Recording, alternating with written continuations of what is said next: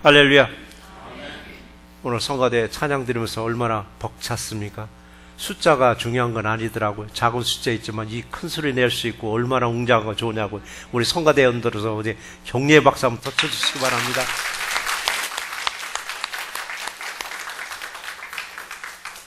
우리 황금, 금이에요, 금. 근데 금이라는 용어보다는 거기다 황자를 하나 더 넣으면 더 가치 있어 보이더라고요. 똑같은 금이에요. 금인데 황금. 우리 황금은 뭐를 상징하는 때 영혼을 뜻하더라고요. 상징이 뭐냐? 영혼이더라고요. 황금은 아무리 세월이 흘러가도 아무리 오래되어도 황금이에요. 절대 은이 안 되고 절대 구리가 안 되고 절대 쇠붙이가 안 되더라고요. 황금은 영원히 황금이더라고요. 황금은 영원한 황금이듯이 하나님과 저와의 약속도 영원할 줄 믿습니다. 저와 여러분과 바로 하나님과의 그 언약, 이 약속, 그 약속이 무엇길래 영원하다고 할 수 있는가 했더니 그 약속의 말씀을 먼저 구약에서 한번 찾아보시면은 이사야서 43장 1절 말씀에 너무 잘 나와 있죠. 내가 너를 구속하였고 내가 너를 지명하여 불렀나니 너는 하나님 것이랍니다. 내 것이라고 했더라고요. 그 하나님이 지나가다 농담 삼아서 너는 내 거야. 그게 아니에요.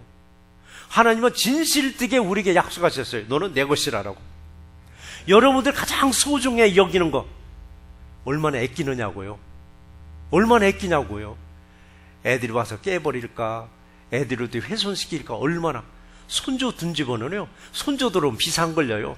이렇게 치우고 저렇게 치우고 애들 손 안 닿게 막 문 닫아놓고 올려놓고. 근데 애가 올 때마다 커지니까 올려놓은 만큼 또 올려놔야 돼. 이제 깨금 말짓고 올라가니까. 내가 좋아하는 거, 내게 아끼는 거. 하나님이 저와 여러분들을 그렇게 아낄 줄 믿습니다. 네, 하나님이 지나가는 말도 아니고 농담도 아니고 진실되게 너는 내 것이라고 했는데, 내 것이 되려면, 하나님 것이 되려면 먼저 예수님을 내 구주로 영접해야 돼요. 예수님을 내 구주로 영접했을 때 하나님은 너는 내 것이다라고 확실하게 약속하십니다. 이 약속은 바람이 불고 비가 오고 눈부라치고 세월이 간다고 변질되느냐? 절대 변질되지 않습니다. 영원히 변치 않는 이 하나님의 약속을 믿는 우리 모두가 되시기를 주의 이름으로 축원합니다. 이 언약은 분명합니다. 세월이 흘러가도 내 주변의 사람들이 싹 바뀔지라도 변함없는 이 하나님의 약속의 말씀, 주님과 나와는 영원히 변치 아니하는 이 언약을 믿고 끝까지 내게 주어진 작은 일이라 할지라도 충성을 다하는 우리 새롭게 모두가 되시기를 주의 이름으로 축원합니다. 하나님은 오늘에게 주시는 말씀이 두 가지가 있는데, 첫 번째 말씀이 무슨 말씀이냐면은 나는 주님과의 언약을 잘 지키고 있는가? 주님과의 약속이 있는데 그걸 지켜야 됩니다. 약속은 쌍방간에 지켰을 때 그 약속에 효력이 있습니다. 이스라엘 백성들만큼 정말 하나님으로부터 사랑받은 민족도 없어요. 정말 사랑받았습니다. 근데 사랑받을 만큼 또 하나님을 등진 백성이 바로 또 이스라엘 백성들이기도 합니다. 하나님과 약속을 저버렸다는 건 뭐냐고? 주에 물들었다는 얘기입니다. 주에 물들더라고요. 우리들도 똑같습니다. 오늘날에 내가 열심히 교회를 나가는데도 내가 누구하고 노느냐에 따라서 나도 모르게 물들어가더라고요. 무슨 물? 죄의 물이. 근데 누구하고 노느냐에 따라서 죄에 물들었던 게 씻겨질 수도 있습니다. 신실한 신앙인을 만나면 내 물들었던 게 자꾸 씻겨져요. 왜? 내가 회개할 줄 알고 하나님을 올바로 믿을 줄 알기 때문에. 그래서 분명히 우리는 아셔야 돼요. 나는 누구하고 주로 놀고 있는가? 노는 대로 나는 반드시 물들어가게 되어 있습니다. 그래서 우리는 성경을 보시면은 이스라엘 백성들이 하나님의 그 축복을 받았다는 말씀, 이스라엘 백성들이 하나님부터 저주를 받았다는 말씀이 그 민족들만이 받은 게 아니더라고요. 말씀을 읽는 하나님 믿는 우리 모두에게도 그 말씀이 적용됩니다. 그 백성들이 그렇게 큰 축복을 받았으면 우리도 받을 수 있습니다. 그 백성들이 그렇게 모진 고난을 겪고 하나님부터 그 모진 진노를 겪은 거 우리도 겪을 수가 있습니다. 분명히 하나님은 너는 내 것이라고 선택된 백성입니다. 하나님의 것이라고 분명히 했음에도 불구하고 하나님은 때로는 이들을 방관하더라고요. 방관이라는, 제가 좀 설교 중에 조금 어려운 어를 쓰는데 그건 꼭 스크린에 보여줍니다. 방자가 무슨 관자인 게 곁방이더라고요. 관자는 볼관자잖아요. 바로 곁에서 보고는 있어요. 바로 곁에서 보고는 있는데 관여하질 않아요. 내가 가루 가든 새로 가든 죄를 짓든 그냥 보고만 계시는 거예요. 그대로 보고만 있더라고요. 관심이 없다는 얘기입니다. 그럼 하나님 지금 관심이 없어서 바람만 보고 계실까? 관심이 있습니다. 관심 있게 지금 바라만 보는데 손을 쓰지 않는 거예요. 참견도 하지 않고 그대로 놔두는 거예요. 이럴 때가 언제냐면 하나님이 침묵하실 때입니다. 우리를 예수를 믿는다고 하는데 하나님 아무런 응답이 없을 때가 있습니다. 아무리 울고 불고 부르짖어서 하나님이 요동치 않고 가만히 있을 때가 있어요. 그래서 우리는 하나님 원망해. 하나님 나를 버렸는가? 하나님 내 곁을 떠났는가? 안 떠났습니다. 지켜보고 계십니다. 왜 지켜보고 계시면 가만히 있는가? 돌아오기를 기다리는 겁니다. 돌아오기를. 뭔가 잘못했으니까 잘못을 깨닫고 돌아오기를 기다리는 거예요. 언제까지? 끝까지 기다리시더라고요. 끝까지 기다리시더라고요. 그리고 저 여러분들이 산에 중내 막 삶의 기로에 서 있을 때에도 하나님은 여전히 움직이지 않고 가만히 계실 때, 이때 얼마나 답답하냐고요. 이때 얼마나. 여러분이 가장 영적으로 답답했을 때가 언제냐면요, 하나님을 찾으라는 사인이에요. 이때 너는 하나님을 찾고 하나님을 부르짖으라, 찾으라. 그럼 내가 만나주리라, 내가 응답하리라. 근데 이 고비를 우리는 많이 놓쳐버리더라고요. 고비를 놓치는 거예요. 이렇게 답답해하는 이스라엘 백성들에게 하나님이 말씀하시는데, 오늘 우리는 예레미야서 31장 31절부터 읽었지만 예레미야서 31장 16절에서 이 말씀을 하셨습니다. 답답해하는 이스라엘 백성들에게 내 울음소리와 내 눈물을 멈추어라. 내 일에 싹을 받을 것인즉 울지 말라고 했습니다. 네가 겪는 고난 때문에 눈물 흘릴 것도 없다라고 했습니다. 왜 하나님은 울지도 말고 눈물을 흘리지도 말라고 하시는가 했더니, 니들이 하나님과의 언약을 어긴 대가로 받는 고난인가? 너희 받으라고 했습니다. 받으라고 하더라고요. 받고 깨닫고 회개하고 돌아오라, 그 얘기더라고요. 돌아오라라고. 그러면 하나님은 망하라고 우리에게 고난을 주시는가? 망하라고 우리에게 고난을 주시는가? 그게 아니에요. 회개하고 돌아오라고 우리에게 고난을 주셔요. 여러분이 삶 속에서 내가 왜 나만 이런 고난을 겪지? 왜 나만 이런 고난을 겪지라고 할 때, 아, 하나님 내게 고난을 주셨구나. 회개하고 돌아오라고 하나님께 돌아오고 내게 고난을 주셨구나 라고 여러분 회개하고 돌아오면 여러분의 전에 받던 축복보다도 더 갑절도 더 많은 축복을 여러분이 받아 누릴 줄 믿습니다. 그래서 하나님은 그랬잖아요. 너는 울지도 말고, 너는 눈물도 흘리지 말고, 너는 하나님께 돌아오라고 말씀하시더라고요. 니들이 언약을 버렸으니까 그 받은 대가인데 왜 우느냐? 왜 우느냐라고. 울 필요도 없다. 눈물 흘릴 필요도 없다. 이스라엘 백성들 앞이 너무 안 보인가? 앞이 캄캄하니까 눈물을 흘리면서 울부짖어 봤는데 울 필요도 없고 눈물 흘릴 필요도 없더라고. 사실 이스라엘 백성들 하나님의 그 축복을 받았지만 하나님을 등지고 가면서 나라가 멸망했습니다. 지도상에서 국가라는 존재가 사라진 지 1900년이나 됐습니다. 역사책에서 이제 없어진 나라라고 기록된 게 한 1900년이 넘어서 하나님은 새로 그 나라를 세워주시더라고요. 이게 이스라엘이라는 나라를 우리는 보시면은 하나님은 절대 한번 너는 내 것이라고 한 백성은 놓지 않는다는 것 끝까지 붙잡고 계시면서 끝내는 축복으로 인도해 주심을 믿는 우리 모두가 되시기를 주의 이름으로 축원합니다. 자, 우리들은 어떠신가요? 우리들은 하나님과 정말 잘해가지고 울고 불고 했나요? 하나님께 뭔가 잘못해서 울고 불고 할 때 우리 있었습니다. 내 멋대로 내 마음대로 살 때 우리 많이 있었습니다. 이럴 때마다 주님은 우리에게 경고하시더라고요. 돌아오라고 하시면서 말로 안 되면 지팡이로 토독토독 때리더라고요. 그 지팡이로 때리는 건 맞을만 합니다. 근데 어느 사람은 그 지팡이에 작은 매질에 얼른 들어오는 사람이 있습니다. 양우리로 들어오는 사람이 있습니다. 근데 여전히 지팡이로 토닥토닥 때려도 안 돌아오고 더 양우리를 멀리 벗어나더라고요. 양우리를 멀리 벗어났다 뭐냐? 교회를 점점 더 멀리 도망치듯 가버리더라고요.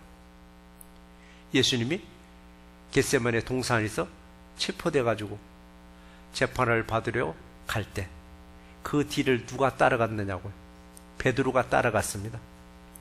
베드로가 바짝도 안 따라갔습니다. 멀찌감치 적당한 거리를 두고 예수님 붙잡혀가는 걸 따라가고 있더라고요. 예수님도 마찬가지입니다. 우리가 고난 중에 있을 때, 정말 연단 중에 있을 때 적당한 거리를 두고 우리를 바라보시고 기다리고 계시더라고요. 기다리도 우리가 우리 안으로 들어오지 않으면 그때는 지팡이랑 막대기를 딱 들더라고요. 막대기를 딱 들었을 때 우리 영악한 사람들은 그냥 바짝 엎드리더라고요. 바짝 엎드리고 돌아오더라고요. 이게 바로 하나님의 눈치를 살피는 사람들이 있더라고요. 하나님의 눈치를 잘 살피는 사람들은 얻어맞을 것 같으면 잽싸게 들어와요. 근데 어떤 사람은 막대기로 한 대 얻어맞을 때까지 하나님 눈치를 안 살피더라고요. 왜 안 살피나? 세상의 눈치만 열심히 살피더라고요. 세상의 눈치를 살피다가 결국 막대기로 얻어맞더라고요. 맞으면 아파요. 하나님의 진노하시면 우리 아프다고요. 아픈 거 뻔히 알면서도 돌아오지 않더라고요. 그럼 그냥 놔둬버리지. 밖으로 나게 놔두지. 근데 하나님은 너는 내 것이라고 분명히 약속이 변치 않기 때문에 끝까지 끌어들이다 보니까 지팡이도 들기도 하고 때로는 막대기도 들기도 하시더라고요. 저와 여러분들은 막대기 들기 전에 얼른 들으셨습니다. 근데 어느 사람은 얻어맞을 거 다 얻어맞고 그때 들으면서 부르는 찬송가가 하나 있더라고요. 멀리 갔더니 저량하고 고나며 슬프고 또 외로워 정처없이 다니다. 결국은 정처없이 돌아다니다가 슬그머니 들어오더라고요. 사람 같으면은 그냥 받아주냐고요. 무릎 꿇쳐놓고 따지고 혼내고 하면서 받아들일 텐데 하나님은 그냥 들어오기만 하면 그냥 웰컴 하시더라고요. 들어오기만 하면 이게 하나님의 사랑이더라고요. 사람은 반드시 짚고 넘어갈 텐데 하나님은 저 들어오기만 하면 그냥 웰컴하고 그냥 허가해 주시고 뭐 신발도 안 신고 그냥 쫓아나가시더라고요. 이게 하나님의 사랑이더라고요. 바로 우리 이 하나님의 사랑을 우리는 받았으니까 이 받은 사랑을 우리 이웃들에게 나눠주는 우리 새롭게 모두가 되시기를 주의 이름으로 축원합니다. 이스라엘 백성들 결국 멀리 갔다가 처량한 채로 다시 돌아온 게 이스라엘 백성들의 상황이었고, 이런 상황이 저와 여러분들 똑같은 상황을 우리도 한번 여러 번 겪은 사람들도 계시더라고요. 자, 우리들은 하나님의 언약을 지키는가? 여러분, 하나님의 언약 지키느냐고요? 우리도 하나님의 언약을 이스라엘 백성들처럼 참 안 지킵니다. 하나님이 내게 주신 사명, 어느 때는 헌 고무 신짝 버리듯 패대기 치고 우리는 떠날 때가 얼마나 많이 있느냐고요. 떠날 때 사람들은 그래요. 아이고, 목사님 얼마나 아프시대요? 저는 그래요, 속으로. 내가 아픈 게 아니라 주님은 더 아파하신다라고. 사람이 아픈 게 아니라 주님은 더 아파하신다라고 우리는 꼭 여러분 명심하시기 바랍니다. 사람이 자기 사명을 다 하지 않냐고 떠났을 때, 아이고, 목사님 얼마나 아프세요? 저는 제가 아픈 게 아니에요. 주님이 더 아파하십니다. 여러분도 내가 조금이라도 주의 일을 소홀히 해서 주님을 마음을 아프게 하지 않냐고 항상 주님을 기쁘게 하는 우리 모두가 되시기를 주의 이름으로 축원합니다.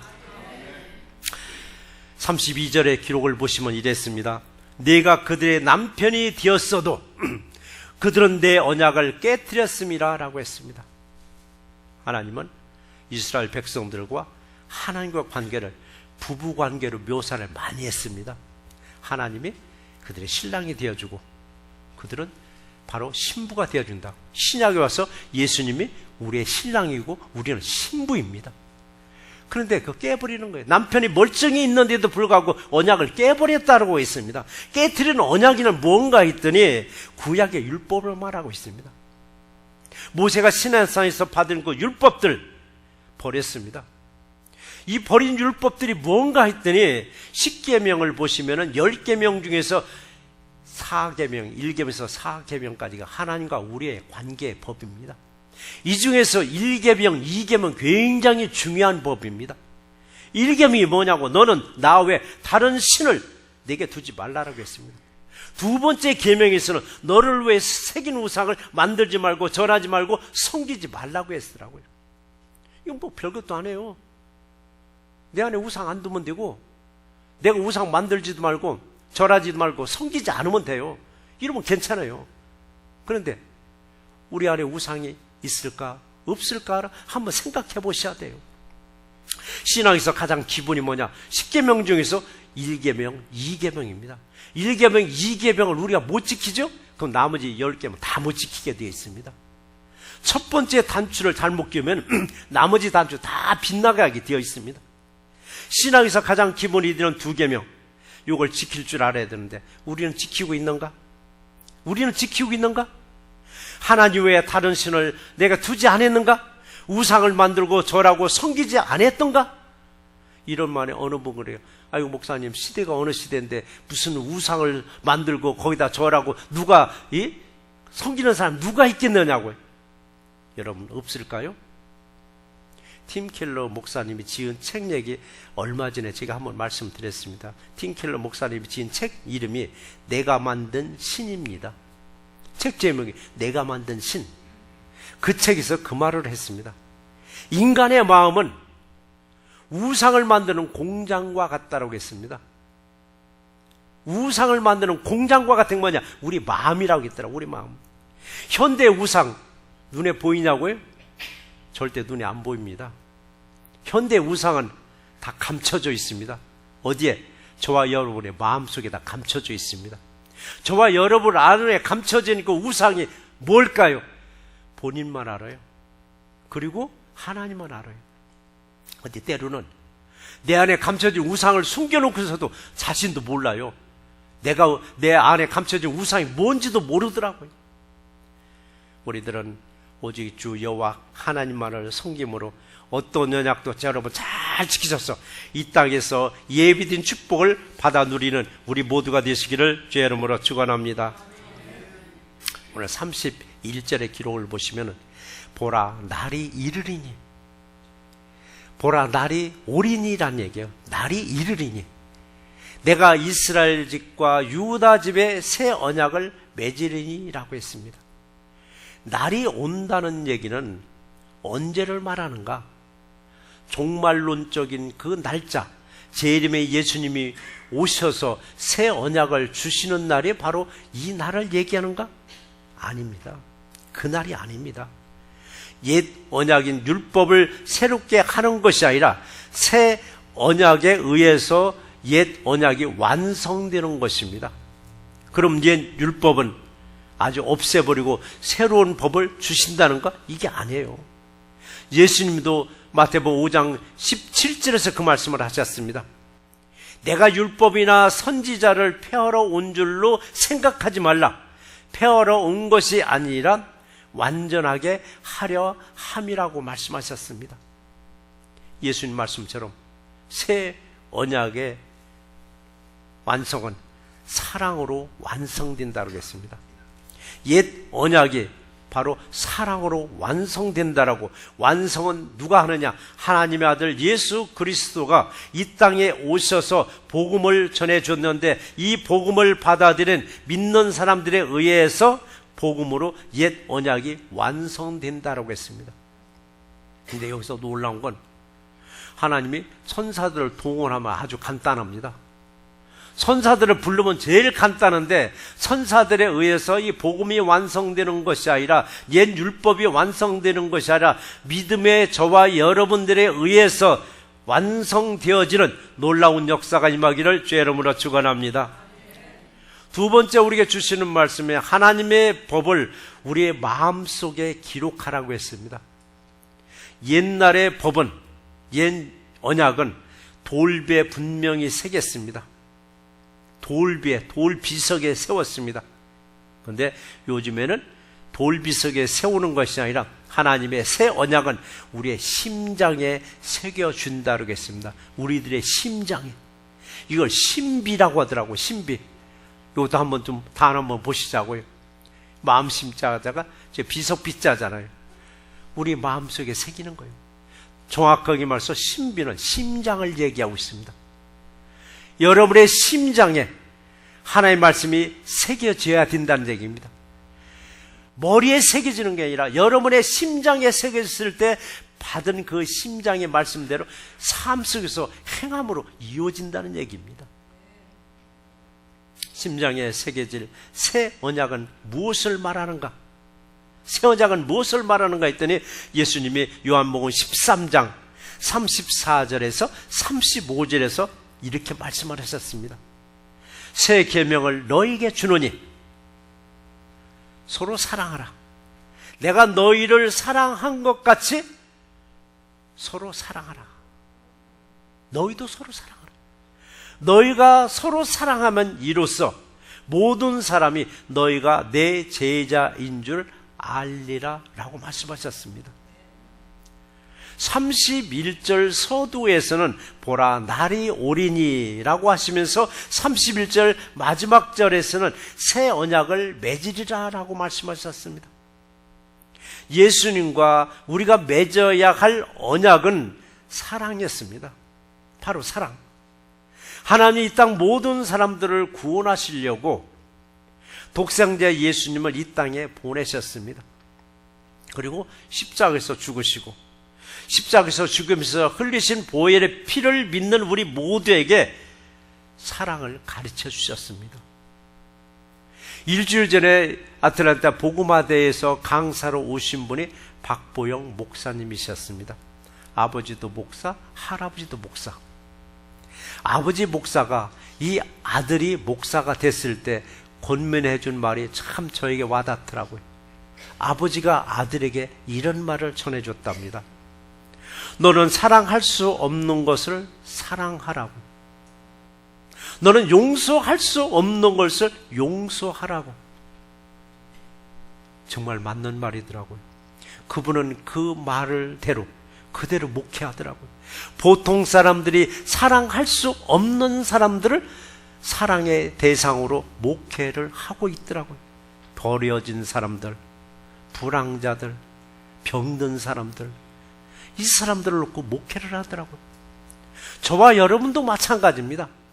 사랑할 수 있는 사람을 사랑하는 것은 다 한답니다. 누구도. 예수님도 말씀하셨죠. 너를 사랑하는 사람을 네가 사랑하는 것은 세상 사람들도 다 한다라고. 크리스찬들이 사랑할 수 없는 대상까지도 사랑하는 것이 바로 예수의 사랑이라고. 도저히 이건 용서할 수 없는 대상을 용서해 줄 수 있는 사람이 누구냐? 우리 크리스찬이라고 했습니다. 그래서요, 하나님 우리를 사랑한 것 같이 우리도 서로 사랑이라고 했지 짝사랑하라고는 안 했습니다. 서로 사랑하라고. 서로 사랑하라고 하신 이 사랑은 두 가지가 있습니다. 하나는 하나님 사랑, 하나는 이웃 사랑입니다. 하나님 사랑, 이웃 사랑, 이게 새 언약입니다. 이걸 새 계명이라고 하십니다. 서로 사랑하는 이 모습만 보더라도 저 사람들은 정말 예수의 제자예요? 서로 사랑하는 모습만 보더라도 저 사람들은 예수의 제자야 라고 알리라고 하셨습니다. 근데 서로 사랑치 못하고 쌈박질만 하는 그런 공동체라면 누가 저 사람들을 예수의 제자라고 말할 수 있겠느냐고요. 그렇잖아요. 각 교회별로 보면은 제자반. 저는 제자반이라는 말을 한 번도 안 써봤습니다. 사람의 제자도 못 만드는데 어떻게 내가 예수의 제자를 만드느냐라고. 그저 우리는 최선을 다해서 가르칠 뿐인데. 제자반. 우리 성경을 왜 배우느냐고요. 배우는 목적이 있어야 됩니다. 사랑을 배우는 거더라고요. 결론은 사랑을 배우는 거더라고요. 이 사랑을 어디서부터 배워야 되나? 사람들은 교회에서 배우라고 그러는데 교회 이전에 뭐가 있냐? 가정이 있더라고요. 가정에서 사랑을 배우고 교회에서 사랑을 배웠으면 그 다음에 세상에 나가서 실천할 줄 알아야 됩니다. 교회 내에서 가정에서 사랑이 넘치는데 세상 내놨더니 메말라 버리더라고. 사랑이 안 나오는 거예요. 가정에서 배우고 교회에서 배운 사랑을 우리는 세상에 나가서 보여줬을 때 아, 저 사람은 참 예수의 제자야 라고 여러분 평가받을 줄 믿습니다. 교회라는 공동체에서 서로 으르렁거리지 않냐고 서로 사랑하는 모습, 이건 누가 봐도 금방 알아요. 이걸 소위 말해서 분위기라고 하더라고요. 분위기. 어느 분이 있잖아. 아, 여기 참 분위기 끝내줘. 아, 어디가, 분위기 싸해. 그러더라고요. 분위기. 가장 먼저 이 분위기를 아는 사람이 누군지 아세요? 사람들은 그러더라고요. 아, 교회 가장 오래된 사람이 교회 분위기 제일 잘 알아? 저는 아니라고 봐요. 가장 오래된 사람은요, 교회 분위기 제일 모르더라고요. 왜 모르는가? 무디졌어요. 내 여기에 공동체에 익숙해져가지고 여기가 사랑이 있는지 사랑이 없는지 몰라요. 누가 제일 잘 알아요? 처음 온 분들. 새로 오신 분들이 금방 알더라고요. 아, 새날교회 분위기 너무 좋아? 새날교회 너무 분위기 좋다. 이 말은 뭐냐? 새날교회 사랑이 풍성하다는 얘기입니다. 근데 이 사랑이 풍성한 곳에서도 때로는 보면은 골란 사람처럼 뾰로통하고 또 일하는 사람들 덜어는 눈에 띄더라고요. 근데 그렇게 눈에 띄는 사람들도요, 그냥 사랑으로 보듬어 주셔야 되겠더라고요. 본성은 그렇지 않은 분들인데, 근데 분명히 제가 다시 말씀드리는데, 표정과 언어는 자신들의 인격입니다. 표정과 언어는 내 인격을 나타내는 겁니다. 입이 이만큼 내와가지고 다니면은 사람들이, 어이구, 그래, 뭐, 저 모양이지, 뭐. 말 한마디 하는데 말이 그냥 휘벽 패는 소리하고 꼬집는 소리만 하면 그 사람 인격이라고 하느냐고요. 그저 웃고만 다녀도, 아, 참 인자해 보여. 참 인품 있어 보여. 그저 말 한마디에 칭찬만 해줘도, 아, 참 인자한 말을 저렇게 잘해요. 그래서 여러분, 자기 관리는 자기가 하셔야 돼요. 내 얼굴에서 도저히 웃음이 안 나면 거울 보고 웃는 연습하세요. 옛날 한우승한 박사님, 이미 고인이 되셨지만은 그분은 자기 얼굴 자체가 혐오스러운 얼굴이라서 어디다 내놓으면 나를 피한대요. 그는 아침에 눈 뜨면 거울 보고 날마다 웃는 연습을 했대요. 거울 보고 웃는 연습을 했더니 어느 순간에 자기가 그냥 웃는 모습이 그냥 만들어지더랍니다. 자기 관리는 내가 하는 겁니다. 지난주에도 얘기했지. 이미지 메이킹 하셔야 된다라고. 내 관리는 내가 하는 겁니다.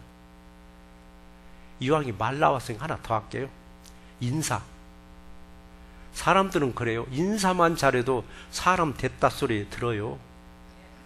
인사만 잘해도. 같은 또래끼리는 그냥 스쳐 지나가도 괜찮습니다. 근데 연세 드신 장로님, 권사님, 집사님들한테는 꼭 인사 꼭 잘하세요. 그분들이 뭐 인사 받아서 맛이 아니에요. 교회는 그래, 새날교회 참 젊은이들이 인사성 밝고 이것도 좋은 분위기로 만들어 나가는 거고 자녀들을 훈련시키는 거더라고요. 그래서 우리는 사람 보면 참 인사 잘하세요. 저한테 그냥 외면하고 지나가는 저도 다 알아요. 저한테 시험 들면요, 그냥 슬쩍슬쩍 외면하고 그냥 지나가고 못 본 채하고 뻔히 알죠. 알면서도 좀 그냥 모른 척하고 사랑하는 마음으로 보니까 이거 얼마나 힘들면 저럴까, 얼마나 힘들어 나보기가 역겨워서 저렇게 비켜가라 싶어가지고 오래 기도가 되더라고요. 그래서 우리는 사랑하는 마음으로 보시면은요, 분위기가 싸한 것도 그것도 사랑스럽게 보여요. 그런데 미워하는 마음으로 분위기를 보면 아무리 좋은 분위기인데도 불구하고 아이고, 여기는 사랑이 없어, 사랑이 없다라고. 내가 사랑이 없으면요, 전체가 사랑이 없는 걸로 보여요. 내가 사랑이 풍성하면 전체가 사랑이 풍성한 거 보이고, 어느 때는 어깨 너머로 들릴 때가 있어요. 귀 너머로 막, 사랑께는 막 사랑이 없다라고. 깜짝 놀라서 그분을 보면요, 사랑이 메말라 있더라고요. 사랑을 받고 싶은데 사랑해주는 사람이 없으니까 사랑이 없다고 막 그런 말도 하실 때가 있더라고요. 그래서 우리는 말하기 전에 한 번쯤은 시범 한번 하세요. 주여 한 번만 하더라도 말에 실수가 없고, 말에 실수가 없으면 온전한 자라고 주님이 말씀하시더라고요. 항상 사랑이 넘치는 우리 새롭게 모두가 되시기를 주의 이름으로 축원합니다. 33절에 보니까 그날 후에 내가 이스라엘과 맺은 언약은 이러하니, 31절에서는 보라 날이 이르리니 하고 나선 33절에서는 그날 후에 내가라고. 그날 후. 그날이라는 자가 신약의 시대를 말합니다. 신약의 시대. 신약의 시대는 언젠가? 오늘이에요. 바로 이 시간입니다. 내일도 아니고 모레도 아니고 바로 그날이라서는 오늘, 지금 이 시간을 좀 말하고 있는 거예요. 은혜 시대, 우리는 복음의 시대에 살고 있습니다. 은혜 시대, 복음의 시대에 우리에게 주시는 말씀들을 돌판에 새기지 말고 우리들의 신비에 여러분 새기시기 바랍니다. 마음판에 새겨진 이 말씀들이 새겨질 때마다 우리는 세상에 나와서 말씀대로 살아가는 놀라운 역사가 임하기를 주의 이름으로 축원합니다. 이 시간에 우리들의 신비에 박히는 말씀들이 내 안에서 어떤 칼보다도 더 예리하게 만들어준다고 했었는데, 히브리서 4장 12절 말씀이잖아요. 하나님의 말씀은 살아있고 활력이 있어 좌우의 날선 어떤 검보다도 예리해서 혼과 영과 및 관절과 골수를 찔러 쪼갠다고 말씀하셨습니다. 그런데 많은 분들이 이 찔러 쪼갠다는 말을 가지고 꼭 다른 데 쓰더라고요. 이거 아무개는 정말 이 말씀으로 찔러 쪼개야 돼. 아무개는 꼭 이 말씀을 찔러 쪼개야 된다는데, 하나님은 이 말씀을 아무개에게 준 게 아니라 나한테 줬어요.